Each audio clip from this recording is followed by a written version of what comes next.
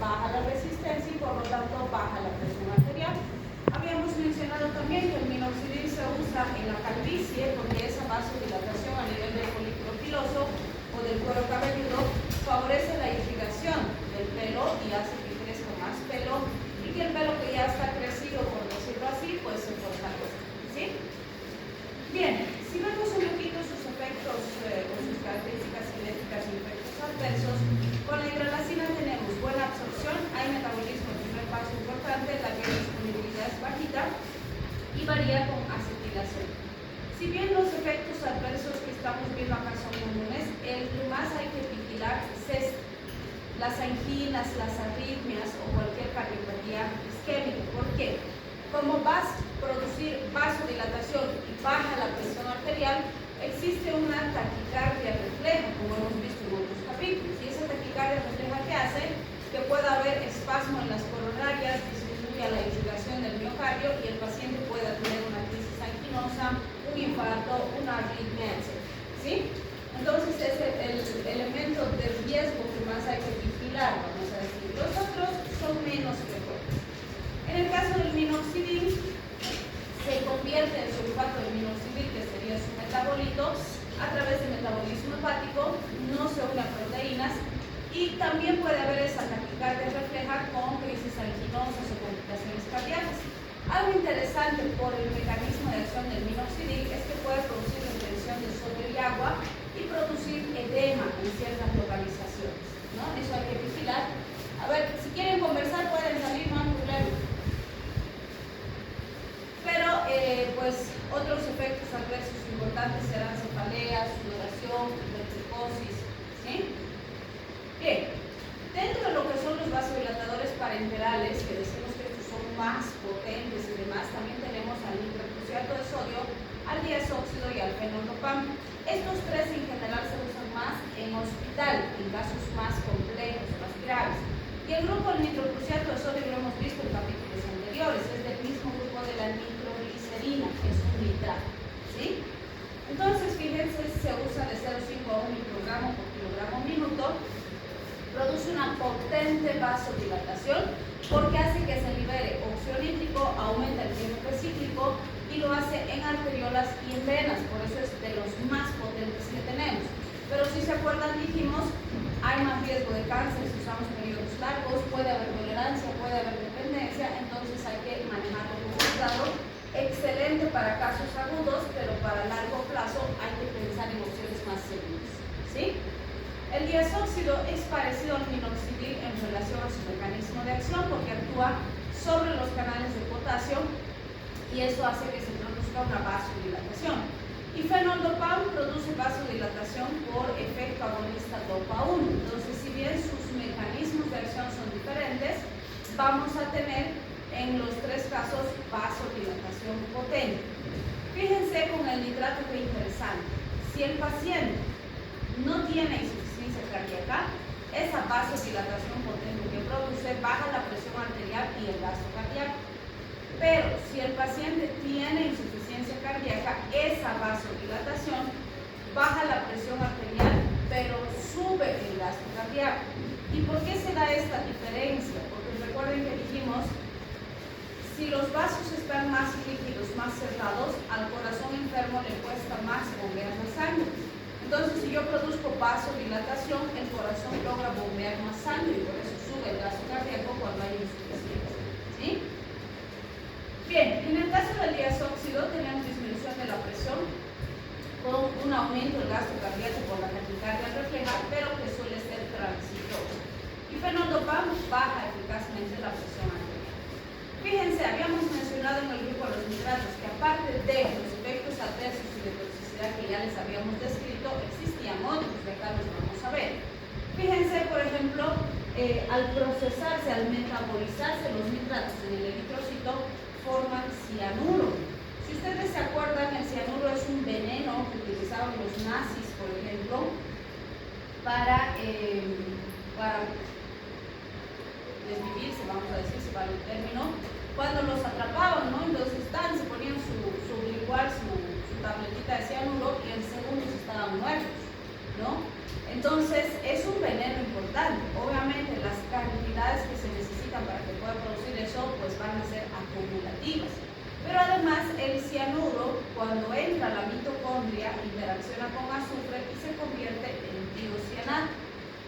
tiocianato es otro veneno que también es tóxico y que también se puede acumular y producir daño, ¿sí? Entonces, fíjense, concentraciones altas de cianuro se van a asociar a hipotensión, arritmias, acidosis metabólica y la acumulación del tiocianato, que decimos que es otro tóxico, debilidad, desorientación, psicosis, espasmos y convulsiones. Entonces, los dos son peligrosos.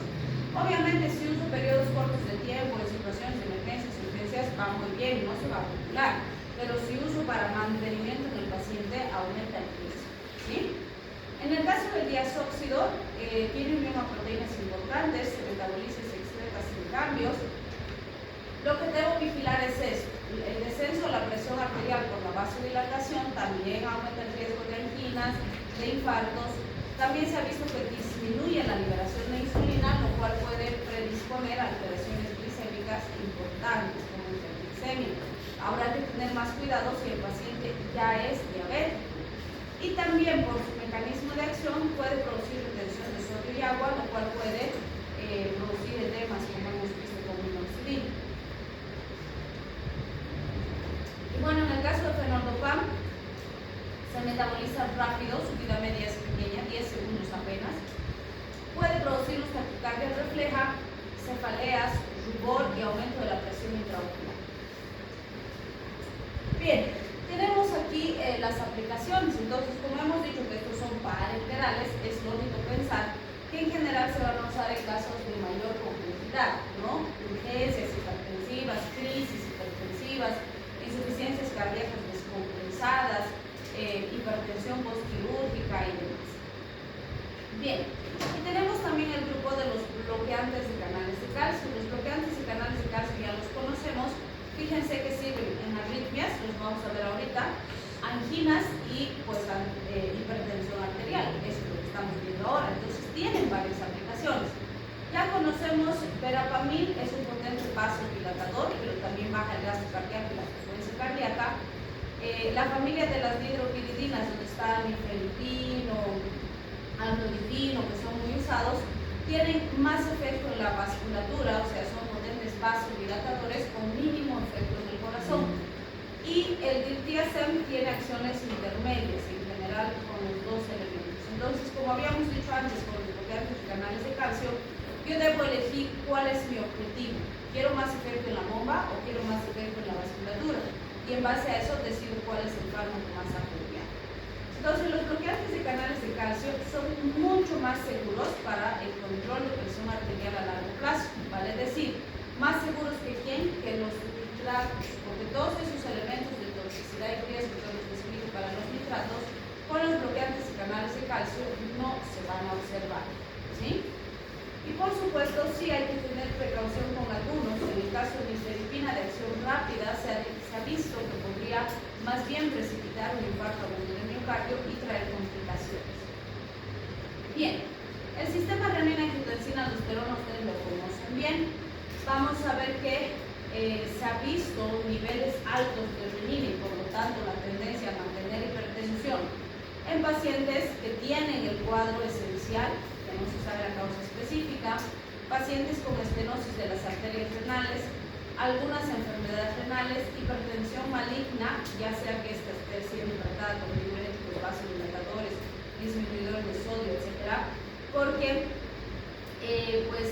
suelen responder mal a las terapias, porque se tienen que controlar los niveles de renina, ¿sí? Entonces, fíjense, estos son fármacos que ustedes ya conocen los IECA, ya conocemos los ARA2, ¿sí? Simplemente los aplicamos a hipertensión.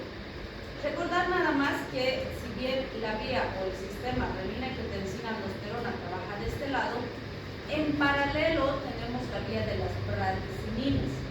Entonces resulta que si yo le doy a mi paciente un IECA para bloquear la ECA y voy a bloquear esta vía metabólica, se va a activar la vía de la bradicinina de forma paralela, ¿sí? Entonces, ¿por qué nos interesa eso? Porque la bradicinina, ¿qué hace? Que se libere más óxido nítrico. Si hay más óxido nítrico, aumenta el GMP cíclico. Si aumenta el GMP cíclico, se produce vasodilatación y eso contribuye a bajar la presión arterial, ¿sí? Sin embargo, por esta misma vía metabólica se produce más sustancia P, que está muy ligada a la respuesta de tos que tienen los IECA, ¿sí? Porque se produce una reacción de hipersensibilidad asociada al fármaco específicamente.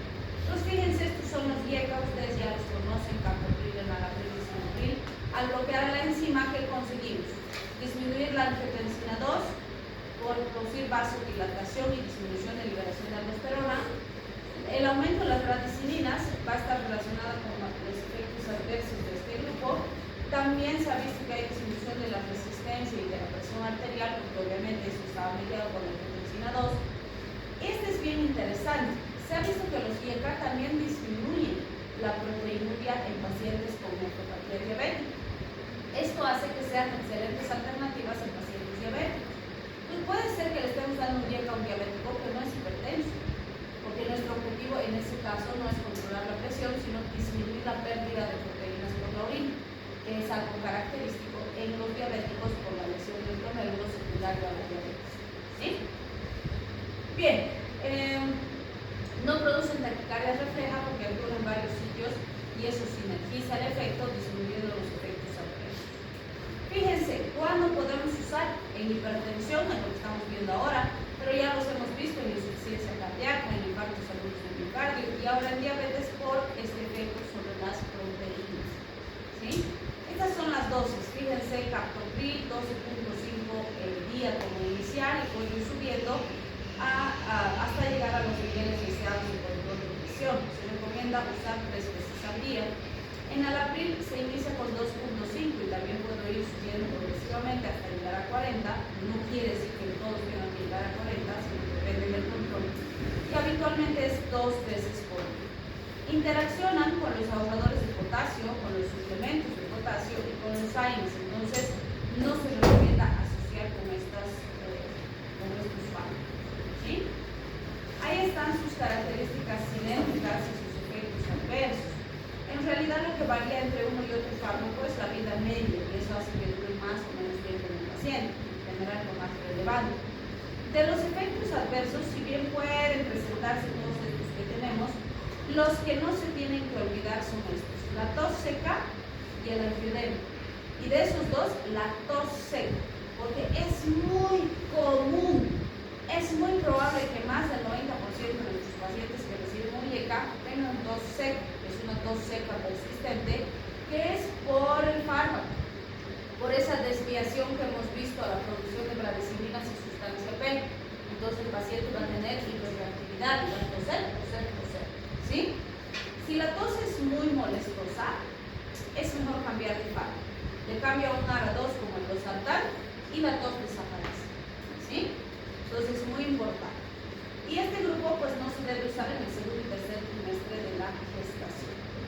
Ahí tenemos los ARA2, también ya los conocemos, el grupo losartán que bloquea los receptores de angiotensina 2, o sea, los receptores de tipo 1 de angiotensina 2, ¿no?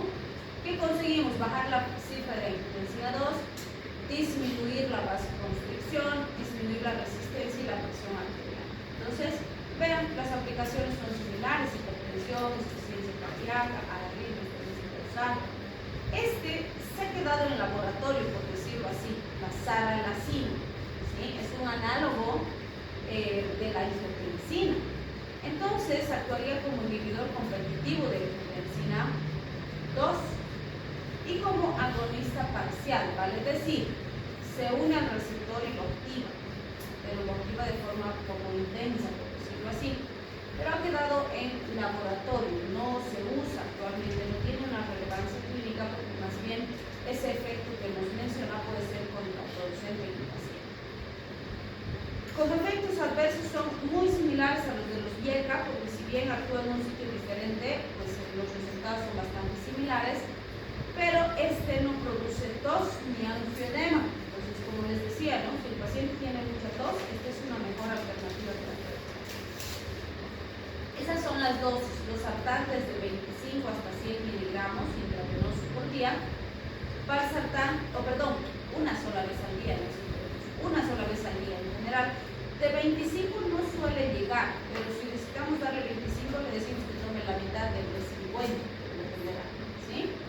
Valsartán de 80 hasta 320 y con Valsartán de 8 a fíjense que aquí lo que hago es quitarle el 0 y ya hace la dosis de leucofármaco, ¿sí?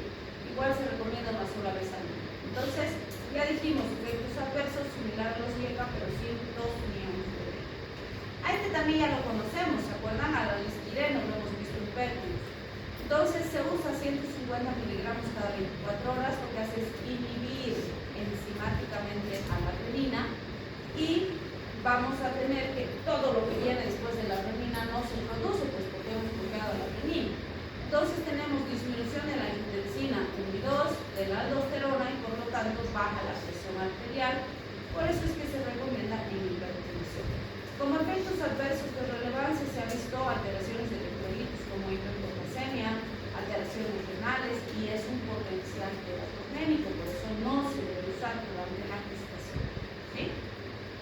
Muy bien, con eso habríamos terminado